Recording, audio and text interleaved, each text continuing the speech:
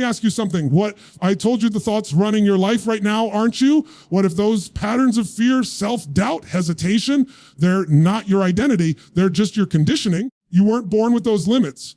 You learned them, and here's the breakthrough. Anything learned can be unlearned.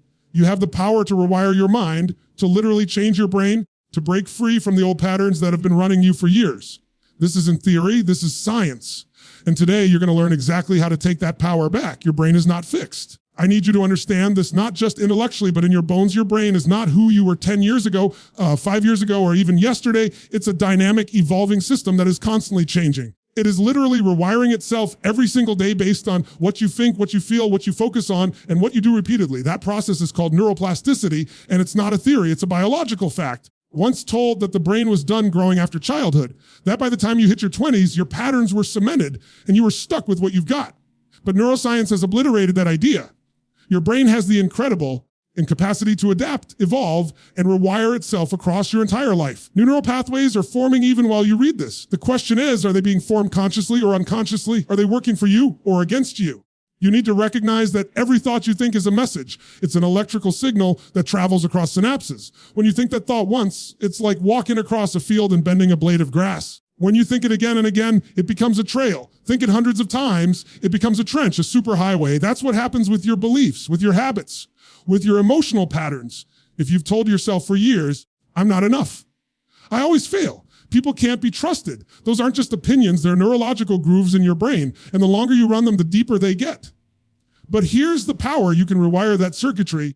Just like a trail can be abandoned, overgrown, and forgotten, those old negative thought patterns can dissolve when you stop running them. And more importantly, you can create new ones that serve you, strengthen you, empower you. You can carve new trails with new thoughts repeated with intensity and emotion. Thoughts like, I'm resilient, I learn fast, I create value everywhere I go. These are not cheesy affirmations. These are commands that rewire your brain when you speak them with certainty and repeat them consistently. Neuroplasticity means that change is always on the table, but the brain doesn't change just because you want it to. It changes in response to repeated experience. This is why reading one book or attending one seminar won't change your life. It may spark something, sure, but what rewires your brain is what you do daily. It's how you condition your nervous system. And that's not just a motivational idea, it's neuroscience. The more you reinforce a new pattern of thought, of feeling, action, the stronger that circuit becomes. Your brain says, this is important, and starts myelinating those pathways. That means it wraps them in a layer of fat to speed up the signal. Brain literally becomes faster and more efficient at doing what you repeat. And repetition is happening whether you're conscious of it or not. So if you keep repeating stress, fear, doubt, anger, guilt, guess what? Your brain gets better at producing those emotions. Not because you want to feel that way, but because that's what you've trained it to do. If every time something uncertain happens, your brain floods with anxiety, anxiety becomes the default setting. But it's a trained setting, not a permanent identity. You train it in through repetition, and you can train it out the same way. One of the most dangerous beliefs a person can hold is, that's just how I am. You've heard it, maybe even said it.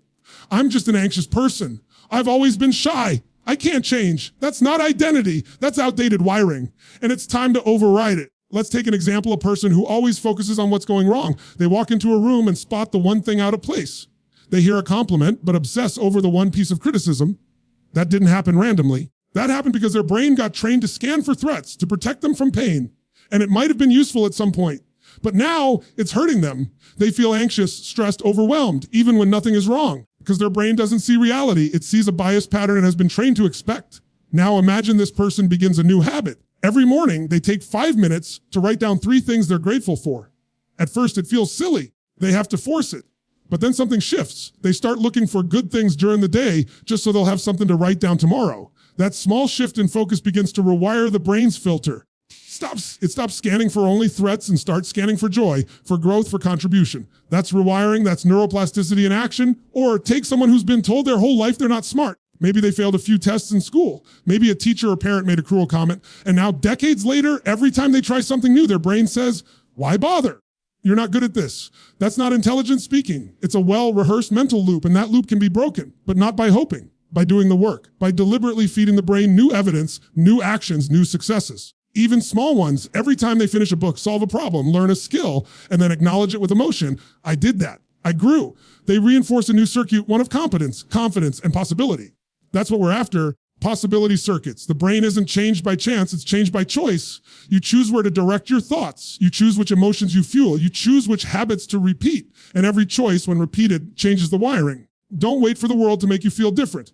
Don't wait for your circumstances to shift. Shift your brain and your world follows. If you wire in courage, you'll act with courage. If you wire in hope, you'll see opportunities where others see failure. And if you wire in belief, not just once but daily, with intensity, then no old wiring stands a chance. Because the brain is plastic, malleable, adaptable. But it doesn't change for the lazy. It doesn't rewire for the passive. It rewires for those who demand more from themselves. And that includes you. You're not stuck. You're just running outdated code. So let's update it. Let's wire in clarity, focus, drive, resilience, and gratitude. Let's shape a brain that serves your mission, not your fear. Because when you take charge of your wiring, you take charge of your life. Negative thoughts are not your truth. They are not your destiny. Simply practice patterns. Neural circuits that have been repeated so often, they've become your mind's default setting. And if you're not conscious of it, those circuits can dominate your life and convince you that they are you. They're not. They are not your identity. They are not permanent. They are just grooves, electrical and chemical patterns inside your brain that have been formed over time, often without your permission.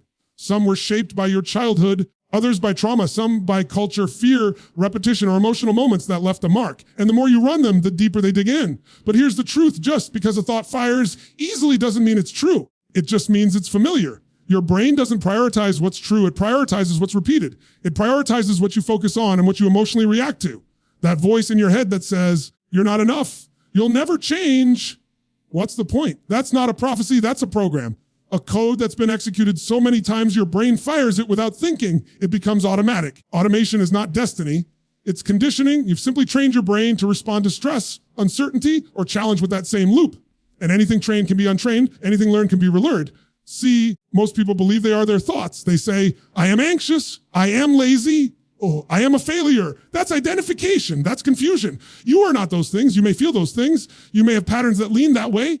You are not your patterns. You are the one who can observe them, break them, and change them. Think of it like this. Your thoughts are passengers, not drivers. They get loud. They yell directions. They criticize your every move. Unless you give them the keys, they go nowhere. The problem is most people don't even realize they handed over the keys years ago. They let the same old thoughts, fears, and limitations drive their decisions, their emotions, their habits. They wonder why they keep ending up at the same destination stuck, overwhelmed, disconnected, or disempowered. Let me tell you something, just because a thought is loud doesn't mean it's a leader. You've got to reclaim the wheel. You've got to become the watcher of your thoughts, not the victim of them. Step back and observe. Ask, is this thought helping me? Is it aligned with who I want to be? Or is it an echo from a past I've outgrown? Because your brain doesn't know the difference between what's helpful and what's harmful. It only knows what's familiar. And if pain is familiar, if worry is familiar, your brain will treat it as home base. That's why people stay in toxic patterns. They're wired for it. It's what they know. But just because it's familiar doesn't mean it's safe. And just because it's automatic doesn't mean it's unchangeable. There's something powerful that happens when you realize your brain is just running old code. You stop taking every thought personally. You stop feeling shame for having negative impulses or fear-based reactions. Instead of saying, why am I like this? You start saying, oh, this is just the circuit firing, but I can run a new one. That shift from identity to observation is where real power begins. Let's say every time you try something new, your brain says, you're going to fail. That's not wisdom. That's a trigger. That's a pre-recorded message based on past events or repeated messaging from others, parents, teachers, friends, society. And if you've never interrupted that message, it becomes default. But it's not you, it's a reflex. And like any reflex, you can recondition it. So how do you begin to rewrite these circuits? First, awareness. You can't change what you don't recognize. Start noticing your thought patterns. Don't judge them. Don't fight them. Just notice. Watch how you speak to yourself when things go wrong. Observe how you react to feedback, failure, success. Are you lifting yourself or tearing yourself down? Are you speaking like a coach or a critic? Next, interrupt the pattern. The moment that old circuit fires. I can't do this. It's too late. I'm not good enough. You must disrupt it right then. Not later. Not tomorrow. Because the more you allow it to run uninterrupted, the stronger it becomes. Interruption can be physical, change your posture, breathe deeply, move your body. It can be mental, ask a better question, reframe the meaning, shift your focus. Ask yourself, would someone who believed in themselves do right now? Then replace the thought. The brain hates a vacuum. You can't just remove a thought. You have to replace it with a new, empowered one. And no, it doesn't need to be fake. It needs to be intentional. If your brain says you always fail, you replace it with I learn fast, I adapt, I grow stronger every time. And you say it with emotion, with certainty. Because repetition with emotion is what wires in a new circuit. Finally, repetition. Change doesn't happen because you feel inspired once. It happens because you commit daily. Neural pathways are like muscles. The more you use them, the stronger they get. So every time you catch a negative thought and replace it, you are building a new highway in your brain. At first, it'll feel unnatural. That's okay. New always feels awkward. But if you stay consistent, your brain will adapt. It wants to adapt. That's what it's built for. You are not broken. You are not cursed. You're just running an outdated operating system. And you have the tools right now to begin the upgrade, but you've got to stop believing that your thoughts define you. They don't. They reflect your conditioning. Conditioning can be changed. So when that next wave of self-doubt hits you, don't collapse. Don't internalize it. Stand tall. Look it straight in the face and say, that's not me. That's just a circuit. And I'm not running that code anymore. Because you are not your fear. You are not your past. You are not your pain. You are the one who can rewire it all, and that means you hold the power. Whatever you focus on, you feed. And whatever you feed grows stronger. This isn't just a motivational concept. It's a neurological truth. Your brain is a filter, not a mirror. It doesn't reflect the entire world around you. It reflects the parts of the world you focus on the most. It's selective. It's efficient. It's constantly asking one question, what matters most to you? The answer to that question is dictated by your focus. If you constantly focus on problems, your brain becomes wired to find them, even where they don't exist. If you focus on fear, your brain will find more reasons to feel afraid. If you obsess over what you lack, your brain will start blocking out everything you have. That's not negativity. That's neuroplasticity in action. Your mind says, this is what we're paying attention to, so let's get really good at it.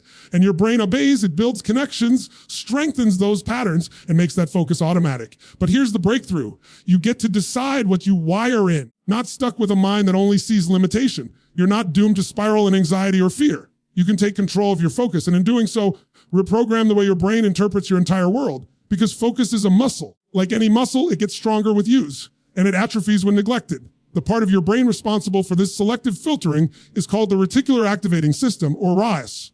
Think of it as the bouncer at the door of your conscious mind. There's too much happening in your environment at any given moment for your brain to process everything, so the RAS decides what gets in. And how does it decide? Based on what you repeatedly focus on. Have you ever bought a new car? Suddenly you start seeing that same car everywhere. That's not magic. That's the RAS at work. Your focus told your brain, this is important now, and the brain adjusted its filter. It didn't create more of that car, it simply revealed what was already there. Now imagine applying that same principle to your thoughts. If you constantly say, I'm overwhelmed, your brain will go to work filtering for reasons to validate that. It will start tuning in to everything that feels chaotic, disorganized, or uncertain. You'll miss the opportunities, you'll miss the resources. Not because they're not there, but because your focus told your brain to ignore them. Shift your focus. I can handle this. I'm in control of how I respond. I'm growing stronger every day. And you begin to activate a different set of filters. Suddenly your mind starts noticing solutions, people who want to help, expected options, possibility. This is not blind optimism. This is disciplined focus. It's you training your mind to tune into what will empower you instead of what will paralyze you. And it's not just external. Internally, your thoughts shape your brain's wiring through a process called Hebbian learning. Neurons that fire together, wire together. If you focus on what's wrong every day, you reinforce neural pathways that create anxiety, self-doubt, and a victim mindset. Brain gets better and faster at running that software. But if you focus on gratitude, on goals, on what's in your control, you wire in resilience, confidence, strength. That's how new mental software is installed using your focus as a command signal. Here's where most people go wrong. They wait for their state to change before they change their focus. They say, I'll feel better once I succeed. I'll be confident once people believe in me. I'll focus on gratitude when life gives me something to be thankful for. But that's backwards. That's like saying you'll start lifting weights after you get strong. You get strong by lifting, just like you get empowered by focusing on empowerment, not after the fact, but before. You can't wait for your life to shift before you change your focus. You have to shift your focus first. That's how you lead your brain. That's how you train your emotions. You decide what to tune into. Deliberately, relentlessly, and with repetition until it becomes your default mode. Let's talk real application. Does this look like in practice? It starts with your questions. The brain loves questions. It's wired to find answers. Ask it a better question and you get a better life. But most people are running destructive questions on autopilot. Do I always mess things up? What's wrong with me? Why does nothing work out? And the brain, being the obedient servant it is, goes to work answering, here's a list of all your flaws. Let's pull up every past mistake to confirm. That's how people wire in failure and shame, by asking low quality questions over and over again. But what if instead you ask, can I learn from this? How is this making me stronger? What's the opportunity here? Now the brain goes to work finding new evidence, new angles. It starts building new circuits. That shift in focus rewires your thinking patterns over time. Another tool, visualization. What you imagine with clarity and emotion creates a mental blueprint your brain wants to move toward. Athletes use this. Top performers use this. Neuroscience confirms it. When you vividly visualize an action, the same areas of the brain light up as when actually do it. That means your focus is not just passive, it's programming. So stop using your imagination to rehearse fear, rejection, failure. Use it to wire in the results you want. One more tools. Use a morning focus ritual. Take 5 minutes each morning and direct your attention to what you're grateful for, what you're excited about, and what your top outcome for the day is. This simple practice shifts your RAS, trains your focus, and wires your emotional state toward clarity and power. Or try pattern interrupts throughout your day. When you catch yourself spiraling into overwhelm or negativity, stop. Physically disrupt your bodies, stand up, shake out your limbs, change your breathing, say something out loud. Then redirect your focus immediately. What do I want to feel? What outcome am I committed to right now? This not only interrupts the old pattern, it initiates a new one. Remember, the brain doesn't care if what you focus on is real, it only cares if you repeat it. That's how people become addicted to suffering. They replay the same story, the same betrayal, the same limitation over and over until it becomes their identity. But you can break that loop by choosing a new focus and holding it until your brain follows. Don't let your attention be hijacked by every distraction. Headline, inner critic, you are the gatekeeper. You decide what you feed. And when you feed strength, you get stronger. When you feed solutions, you become more resourceful. When you feed vision, your brain will help you build it. This is how you take the raw material of your mind and turn it into something extraordinary, not by chance, not by luck, but by focus, deliberate, directed, disciplined focus. Because what you focus on, you wire in. What you wire in becomes your experience of life. Thought alone doesn't create transformation. If it did, everyone who read a book or listen to a podcast would be living their dream life. But knowledge without emotion doesn't stick. You can hear an idea, even understand it. If you don't feel it, if it doesn't hit you at a deep emotional level, your brain won't register it as important. And if it's not important, your nervous system doesn't make it a priority to wire it in. Emotion is the glue that locks a new belief into your neurology. It's the amplifier, the activator. It's what tells your brain, this matters. Without emotion, even the most powerful insight will float away like vapor. Combine that insight with a heightened emotional state, whether it's gratitude, certainty, passion, or even anger directed toward change, and you ignite the process of rewiring. Why is that? Because the emotional centers of the brain, particularly the amygdala and hippocampus, are deeply involved in memory and learning. When you feel something strongly, your brain tags it, this is meaningful. Let's store this. Let's make decisions based on this. That's why you remember moments of heartbreak, triumph, humiliation, or joy so vividly. Your nervous system stamped them with emotion. Now here's the key. Most people are unconsciously wiring their brains with emotion, but they're wiring in the wrong things. They're wiring in fear, frustration, insecurity. They go through life emotionally charged, but not intentionally. Every time they overact, complain, or relive a painful memory, they're not just expressing feelings, they're strengthening a neural pathway. They're embedding that emotional state deeper into their identity. But you can flip this. You can start using emotion as a tool, not a trap. If you want to change a belief, don't just say it, feel it. Don't just rehearse it intellectually. Own it emotionally. Your brain won't believe a new idea until your nervous system experiences it. That means you must associate your new thoughts with the emotions you want to embody. That's how you move from theory to transformation. Let's make this real. Imagine someone wants to rewire a belief from, I'm not confident, to, I am powerful, I trust myself. Saying those words alone is a good start, but saying them with flat energy isn't enough. You can't whisper your way into confidence. The brain doesn't respond to that. It responds to intensity. You have to say it with strength in your body, energy in your voice, presence in your eyes. You need to generate a state that matches the belief you're trying to wire in. That's why movement matters. That's why breath matters. That's why posture and energy all matter. Because when you change your state, you change your signal. You're no longer just talking, you're sending a powerful message to your nervous system. This is who I am now.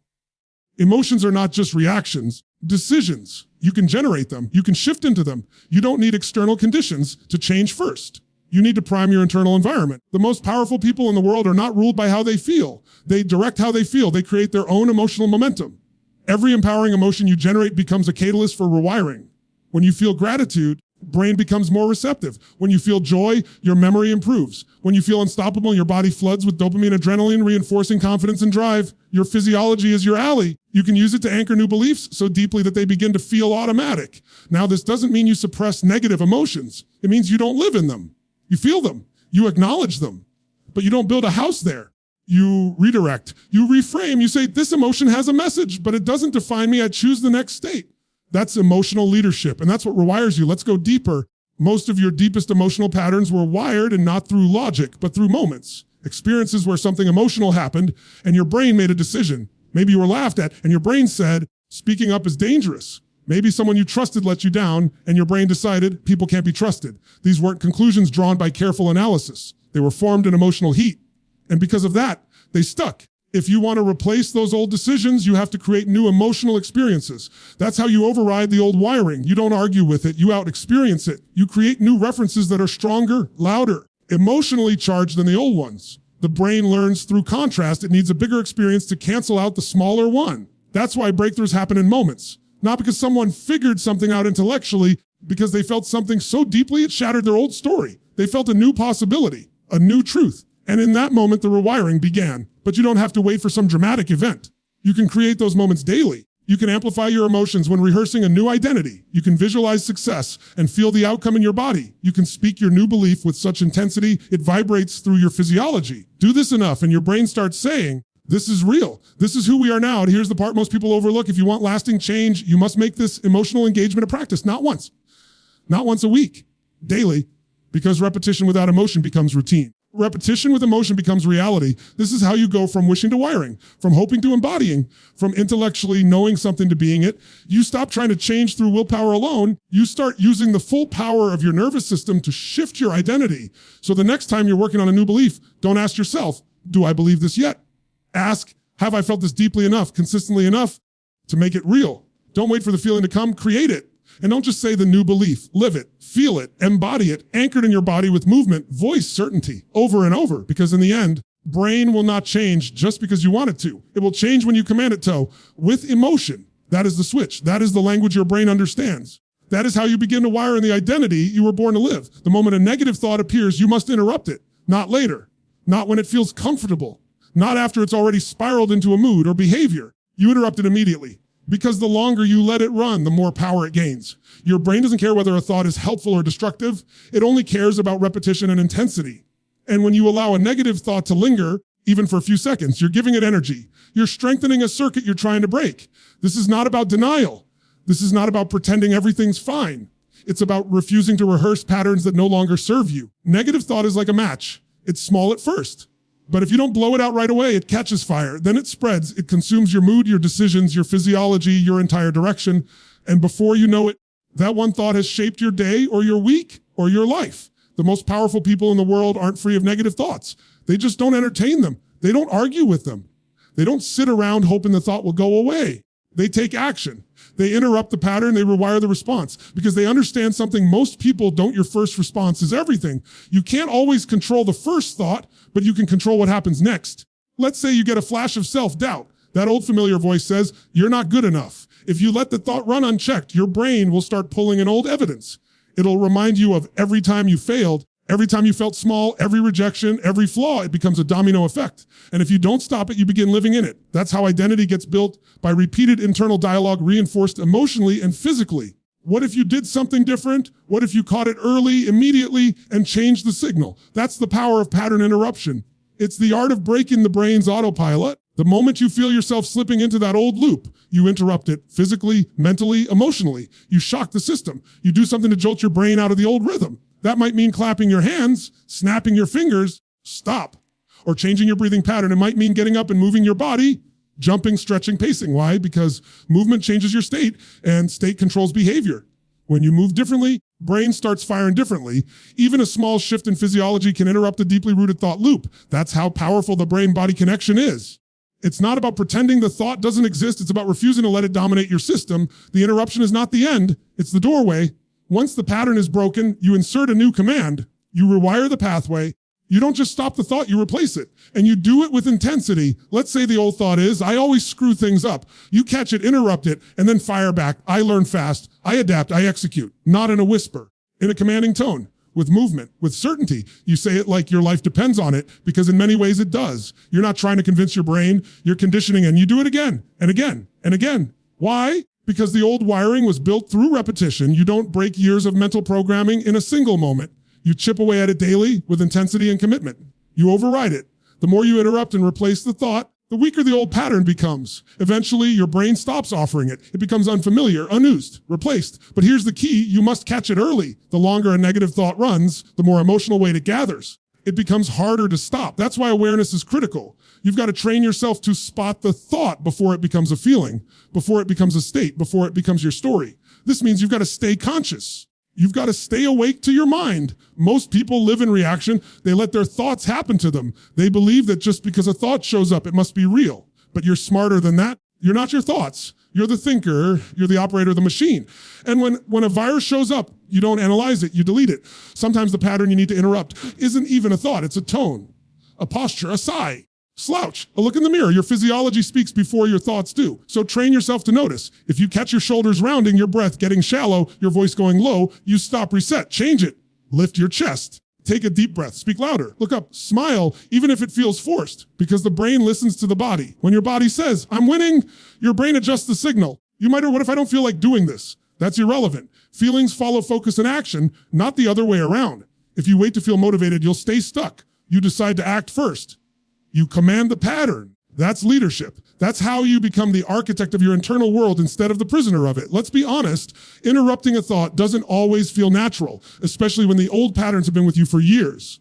At first, it feels mechanical, forced, but that's okay. Growth is awkward before it's automatic. Your brain is learning a new dance, and the more you train it, the more fluid it becomes. Eventually, what once took effort becomes instinct. You become the kind of person who catches negativity before it has a chance to breathe, who doesn't marinate in old stories, who sees a downward spiral coming and turns the other way. You don't need perfection. You need presence. You need to build a habit of catching yourself. And the moment you do, you act. You don't analyze the thought. You replace it. You don't spiral. You stand. You take charge of your physiology. You speak a new truth. You breathe a new state.